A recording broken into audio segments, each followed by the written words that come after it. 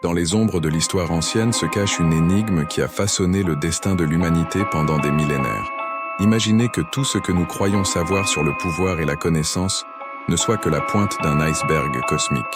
Et si je vous disais qu'il existe un fil conducteur reliant les sociétés secrètes les plus influentes de l'histoire à une figure biblique dont le nom résonne avec l'écho du pouvoir primordial, Nimrod. Un nom qui évoque l'image d'un chasseur puissant, d'un roi de l'Antiquité. Mais si Nimrod était bien plus que cela, et s'il était l'architecte d'un plan si vaste et si ancien qu'il détermine encore aujourd'hui le cours de notre civilisation, préparez-vous à embarquer pour un voyage qui défiera tout ce que vous croyez savoir sur les origines du pouvoir mondial. Un voyage qui nous mènera des plaines de Shinéar au couloir du pouvoir contemporain, dévoilant des secrets millénaires. La tour de Babel, un symbole de l'arrogance humaine, nous a-t-on dit. Mais si cette tour était en réalité la clé pour comprendre des technologies oubliées, des connaissances interdites et des connexions cosmiques qui transcendent notre compréhension actuelle, je vous préviens, ce que vous êtes sur le point de découvrir n'est pas pour les âmes sensibles. À la fin de ce parcours, vous serez confrontés à une question troublante. Sommes-nous les héritiers inconscients d'un héritage occulte remontant à l'aube de la civilisation ? Nous sommes sur le point de plonger dans les profondeurs de l'un des mystères bibliques les plus intrigants et controversés de tous les temps. La vérité, comme je le dis toujours, est cachée en pleine vue. Et aujourd'hui, ensemble, nous allons la mettre en lumière. Pour comprendre l'ampleur du mystère que nous sommes sur le point de dévoiler, nous devons remonter le temps, mes chers chercheurs de vérité. Revenons au premier chapitre de la Genèse, où nous trouvons la première mention de notre énigmatique protagoniste, Nimrod. La Bible nous dit que Nimrod était le premier homme puissant sur la terre et un vaillant chasseur devant l'Éternel. Mais ces mots effleurent à peine la surface de qui était réellement ce personnage et quel rôle il a joué dans l'histoire de l'humanité. Nimrod, descendant de Cham, fils de Noé, émerge dans un monde post-diluvien, un monde où les souvenirs du grand cataclysme étaient encore frais dans la mémoire collective de l'humanité. Mais si Nimrod n'avait pas seulement hérité des histoires du déluge, mais aussi des connaissances et des technologies qui avaient survécu à la catastrophe, c'est ici que notre voyage devient véritablement fascinant. Les interprétations traditionnelles nous ont présenté Nimrod comme un simple souverain terrestre. Cependant, des textes anciens et des légendes oubliées suggèrent quelque chose de bien plus profond et troublant. Certains érudits de l'occulte proposent que Nimrod n'a pas seulement fondé les premières villes post-diluviennes, mais qu'il a également établi la première société secrète de l'histoire, une organisation dédiée à préserver et à étendre des connaissances interdites, possiblement d'origine antédiluvienne, voire extraterrestre. La construction de la tour de Babel, traditionnellement vue comme un acte de défi envers Dieu, acquiert une nouvelle signification sous cet éclairage. Et si ce n'était pas un simple bâtiment, mais une tentative de recréer une technologie avancée? Un portail interdimensionnel peut-être? Ces théories conspirationnistes religieuses nous obligent à reconsidérer tout ce que nous croyions savoir sur les origines de la civilisation humaine. Les mystères bibliques révélés ici suggèrent que l'histoire de Nimrod pourrait être la clé pour comprendre la véritable origine du pouvoir et de la connaissance occulte qui ont façonné notre monde. Mais l'écheveau de ce mystère s'étend bien au-delà des temps bibliques. Si Nimrod a réellement fondé une société secrète dotée de connaissances avancées, qu'est-il advenu de cet héritage ? Se pourrait-il que les élites actuelles soient les héritières de cette connaissance interdite, perpétuant à travers les siècles la quête de pouvoir initiée par Nimrod ? Mes chers compagnons, dans cette quête de vérité, nous ne faisons qu'effleurer la surface d'une conspiration qui s'étend sur des millénaires. Une conspiration qui, si elle s'avère vraie, réécrirait complètement notre compréhension de l'histoire, du pouvoir et de notre place dans le cosmos. Préparez-vous, car nous sommes sur le point de plonger encore plus profondément dans ce labyrinthe de secrets bibliques et de vérités cachées. Le voyage qui nous attend promet d'être aussi révélateur que troublant. Plongeons maintenant au cœur de ce mystère biblique, mes chers chercheurs de vérité. Il est temps de révéler les secrets cachés dans la Bible qui sont restés dans l'ombre pendant des millénaires, attendant d'être découverts par des esprits curieux comme les nôtres. Commençons par la figure de Nimrod. La Bible nous dit dans Genèse 10, 8-10, « Couche engendra Nimrod. C'est lui qui commença à être puissant sur la terre. Ce fut un puissant chasseur devant l'Éternel. C'est pourquoi l'on dit, comme Nimrod, puissant chasseur devant l'Éternel. Le commencement de son royaume fut Babel, Érec, Akkad et Calné, dans le pays de Shinéar. Mais que signifie réellement être le premier puissant sur la Terre? Certaines interprétations bibliques alternatives suggèrent que cette phrase pourrait indiquer que Nimrod fut le premier à redécouvrir et à utiliser des technologies avancées qui existaient avant le déluge. Imaginez, si vous le pouvez, une civilisation antédiluvienne avec des connaissances dépassant même notre compréhension actuelle. Des textes apocryphes et des légendes anciennes parlent de Nimrod comme d'un géant, tant en stature qu'en intellect. Le livre de Jacher, un texte non canonique, décrit Nimrod portant les peaux d'Adam et Ève, qui lui conféraient des pouvoirs surhumains. Pourrait-il s'agir d'une référence codée à une technologie avancée? Concentrons-nous maintenant sur la tour de Babel. Genèse 11:4 nous dit « Ils dirent, allons, bâtissons-nous une ville et une tour dont le sommet touche au ciel, et faisons-nous un nom, afin que nous ne soyons pas dispersés sur la face de toute la terre. » L'interprétation traditionnelle y voit un acte d'arrogance. Mais y aurait-il quelque chose de plus? Certains théoriciens des conspirations bibliques suggèrent que la tour de Babel n'était pas simplement une structure architecturale, mais une tentative de construire un portail interdimensionnel. Cette théorie se base sur des interprétations de textes anciens et sur l'idée que des civilisations pré-adamiques auraient pu laisser derrière elles une technologie avancée. Considérons la phrase « dont le sommet touche au ciel ». En hébreu ancien, le mot pour ciel peut aussi signifier dimension ou royaume. Nimrod et son peuple tentaient-ils d'accéder à d'autres dimensions ou réalités? Mais il y a plus. La confusion des langues que Dieu imposa aux constructeurs de Babel a traditionnellement été vue comme une punition.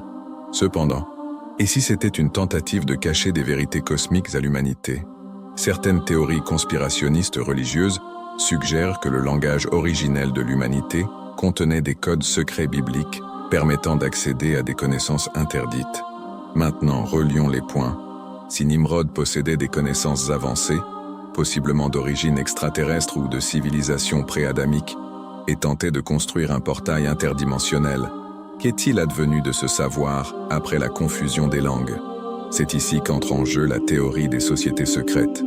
De nombreux chercheurs de l'occulte croient que Nimrod fonda la première société secrète pour préserver et transmettre cette connaissance interdite.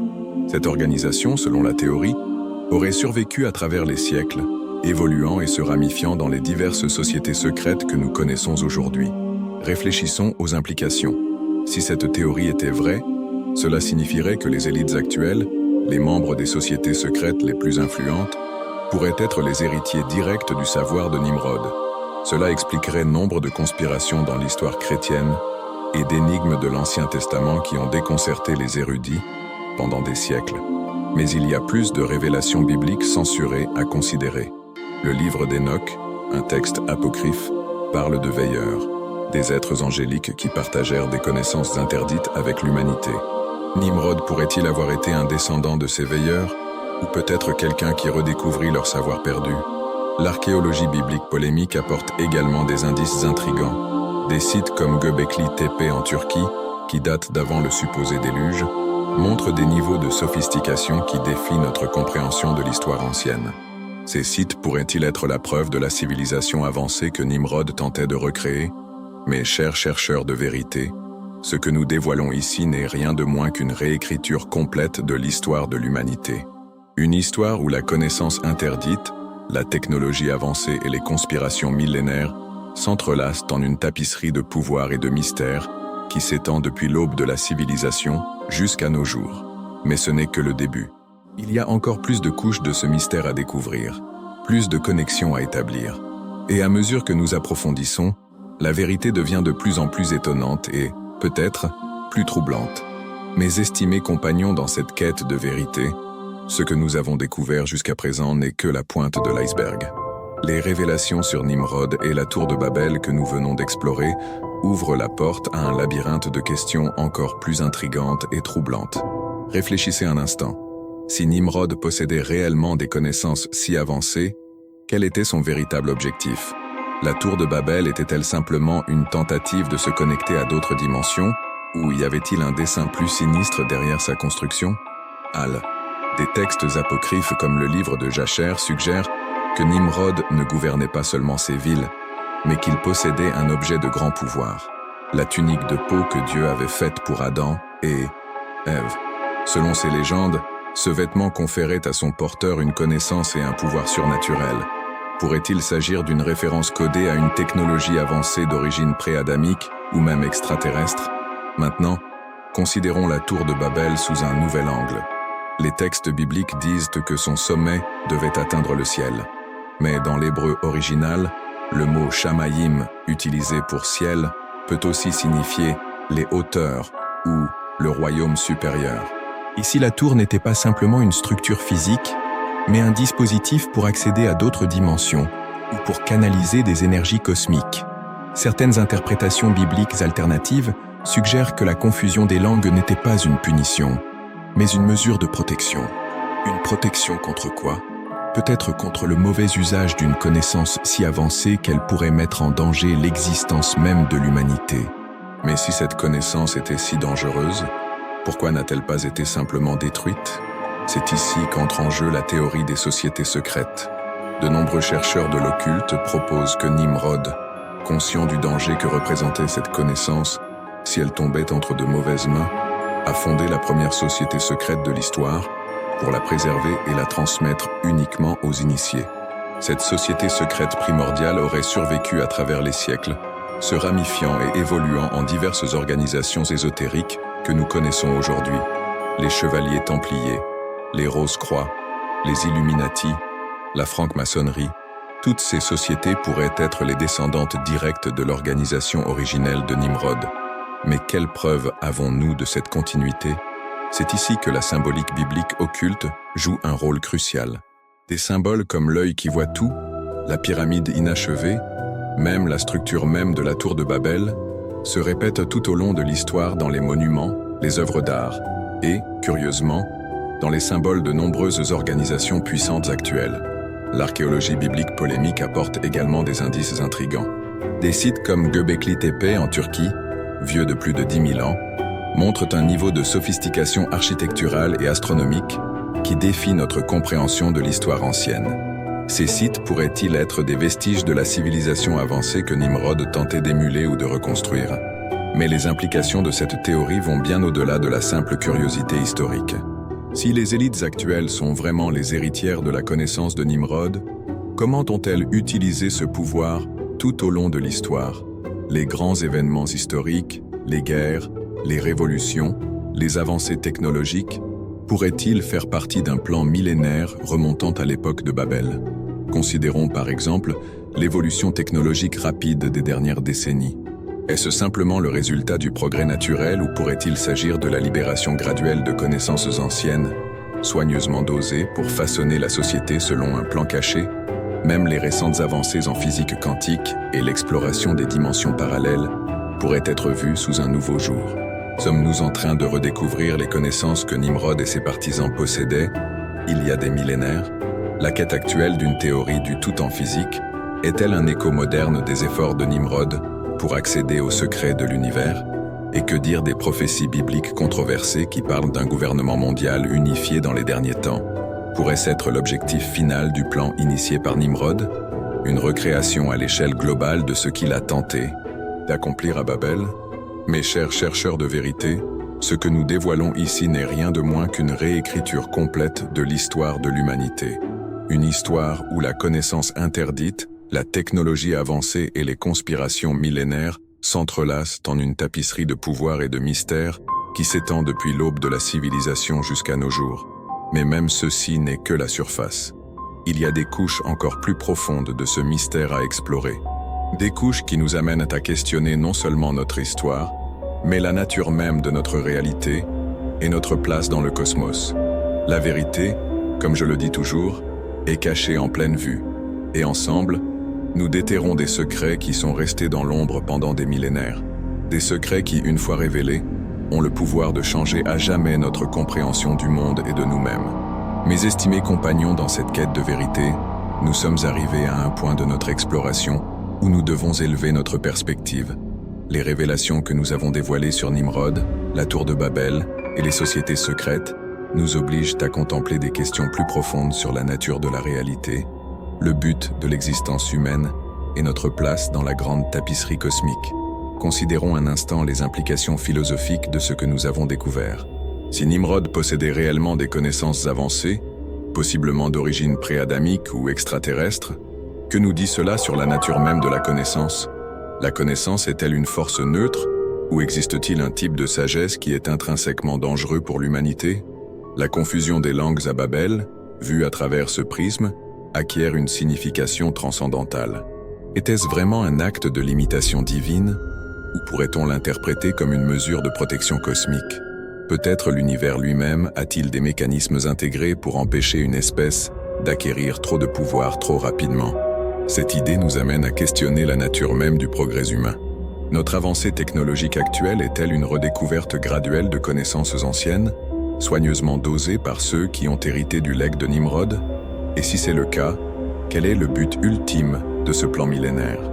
Certains pourraient argumenter que nous assistons à l'aboutissement d'un grand cycle cosmique. Les prophéties bibliques parlent d'un temps où la connaissance augmentera et les distances se réduiront. N'est-ce pas précisément ce que nous expérimentons dans notre ère numérique? Mais allons encore plus loin. La quête de Nimrod pour atteindre le ciel à travers la tour de Babel pourrait être vue comme une métaphore de l'éternelle recherche humaine de transcendance. À chaque époque, l'humanité a cherché des moyens de dépasser ses limites, de toucher le divin. Aujourd'hui, cette quête se manifeste dans nos efforts pour comprendre la mécanique quantique, explorer l'espace profond et développer l'intelligence artificielle. Et si toutes ces recherches étaient des manifestations différentes d'une impulsion primordiale inscrite dans notre ADN cosmique, une impulsion qui nous pousse constamment vers la connaissance interdite, vers les limites du possible et au-delà. L'histoire de Nimrod et de Babel, vue sous cet angle, devient un puissant mythe archétypal qui reflète la condition humaine même. Nous sommes des êtres piégés entre la terre et le ciel, aspirant constamment à ascender, à transcender nos limitations, malgré les dangers que cela peut comporter. Mais cette quête de transcendance soulève également des questions éthiques profondes. Si une connaissance aussi puissante que celle que Nimrod aurait possédée existe réellement, devrait-elle être entre les mains de quelques élus? Ou l'humanité a-t-elle le droit collectif à cette connaissance, quelles qu'en soient les conséquences? Ces questions nous ramènent au présent, aux structures de pouvoir qui régissent notre monde. Si les élites actuelles sont en effet les gardiennes de cette connaissance ancienne, agissent-elles dans le meilleur intérêt de l'humanité en la gardant cachée? Ou sommes-nous privés de notre droit de naissance cosmique? Mes chers chercheurs de vérité, ce que nous contemplons ici va au-delà de simples théories du complot. Nous touchons au fondement même de notre existence, questionnant la nature de la réalité et notre rôle dans le grand drame cosmique. L'histoire de Nimrod et de la tour de Babel, avec toutes ses ramifications et connexions occultes, nous invite à regarder au-delà des apparences, à remettre en question ce que nous tenons pour acquis et à chercher une compréhension plus profonde de notre place dans l'univers. Peut-être, au final, le véritable héritage de Nimrod n'est-il pas la connaissance interdite elle-même, mais l'éternel désir humain d'atteindre les étoiles, de toucher le divin, de transcender nos limitations terrestres. Et peut-être que dans cette quête éternelle réside la véritable essence de ce que signifie être humain. Mes chers compagnons, dans cette odyssée de découverte, nous avons parcouru ensemble un chemin fascinant et troublant. Des anciennes plaines de Shinéar aux couloirs du pouvoir contemporain, nous avons dévoilé des secrets qui sont restés cachés pendant des millénaires. Mais maintenant, il est temps que nous nous demandions, comment tout cela affecte-t-il nos vies personnelles? Tout d'abord, nous devons reconnaître que la connaissance que nous avons acquise implique une grande responsabilité. Tout comme Nimrod s'est retrouvé en possession de secrets potentiellement dangereux, nous sommes maintenant les gardiens d'une perspective qui défie le récit conventionnel de l'histoire et du pouvoir. Demandez-vous, comment cette information change-t-elle votre vision du monde? Les structures de pouvoir que nous tenions auparavant pour acquises semblent-elles maintenant plus complexes, plus anciennes, plus entrelacées avec des forces que nous commençons à peine à comprendre? Peut-être, comme les bâtisseurs de Babel, ressentez-vous l'impulsion d'atteindre le ciel, de rechercher des connaissances et des expériences qui transcendent l'ordinaire. Mais rappelez-vous, un grand pouvoir implique une grande responsabilité. La quête de la vérité et de la connaissance doit toujours être équilibrée par la sagesse et l'éthique. Réfléchissez à la façon dont vous pouvez appliquer cette nouvelle compréhension dans votre vie quotidienne. Pouvez-vous maintenant voir les fils cachés qui relient des événements apparemment disparates? Reconnaissez-vous les symboles et les motifs qui passaient auparavant inaperçus? Mais au-delà de la simple observation, je vous exhorte à vous demander quel est votre rôle dans cette grande tapisserie cosmique. Si les élites actuelles sont les héritières de la connaissance de Nimrod, quelle responsabilité avons-nous, nous les chercheurs de vérité, pour équilibrer la balance? Peut-être votre appel est-il de devenir des gardiens de la connaissance, préservant et transmettant ces vérités aux générations futures. Ou peut-être vous sentez-vous poussé à défier les structures de pouvoir existantes, à chercher des moyens de démocratiser la connaissance qui est restée cachée pendant si longtemps. Quel que soit le chemin que vous choisissez, rappelez-vous toujours que le véritable pouvoir ne réside pas dans la connaissance elle-même, mais dans la façon dont nous choisissons de l'utiliser. L'histoire de Nimrod nous enseigne que la connaissance sans sagesse peut mener à la ruine. Je vous invite donc à réfléchir profondément sur ce que nous avons découvert. Méditez là-dessus. Laissez ces révélations pénétrer votre être et transformer votre perception du monde et de vous-même. Et surtout, gardez toujours vivante cette étincelle de curiosité, ce désir de vérité qui vous a amené jusqu'ici. Car c'est dans cette impulsion éternelle de chercher, de questionner, de transcender, que réside la véritable essence de ce que signifie être humain. Rappelez-vous, mes chers chercheurs de vérité, le voyage ne fait que commencer. L'histoire de Nimrod et de la tour de Babel n'est qu'une pièce du grand puzzle cosmique. Ensemble, nous continuerons à dévoiler les mystères de l'univers, un secret à la fois. Mes estimés compagnons dans cette quête de vérité, nous sommes arrivés à la fin de ce voyage révélateur. Mais souvenez-vous, ce n'est pas une fin, mais un nouveau commencement. Les révélations sur Nimrod, la tour de Babel et les sociétés secrètes que nous avons explorées aujourd'hui ne sont que la pointe de l'iceberg. La connaissance que vous possédez maintenant est puissante, mais c'est aussi une responsabilité. Je vous exhorte à ne pas vous arrêter là. Continuez à enquêter, à questionner, à chercher la vérité cachée derrière l'histoire officielle. Pour ceux qui sont prêts à approfondir encore davantage ces mystères, je vous invite à rejoindre notre communauté de chercheurs de vérité. Abonnez-vous à cette chaîne et activez les notifications. Dans nos prochaines vidéos, nous dévoilerons plus de secrets bibliques censurés et explorerons les connexions cachées entre le passé ancien et notre présent. Partagez vos pensées et vos théories dans les commentaires. Votre perspective unique pourrait être la clé pour déchiffrer le prochain grand mystère. Rappelez-vous, la vérité se révèle à travers le dialogue et l'échange d'idées. Et pour ceux qui ressentent l'appel à aller plus loin, envisagez de soutenir notre mission.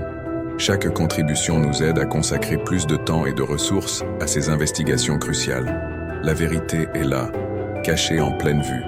Et ensemble, guidés par la curiosité et le courage de remettre en question l'établi, nous continuerons à éclairer les ombres de l'histoire. Jusqu'à notre prochaine rencontre, gardez les yeux ouverts et l'esprit éveillé. Car dans cette vaste tapisserie de conspiration et de mystères, chacun d'entre vous a un rôle crucial à jouer.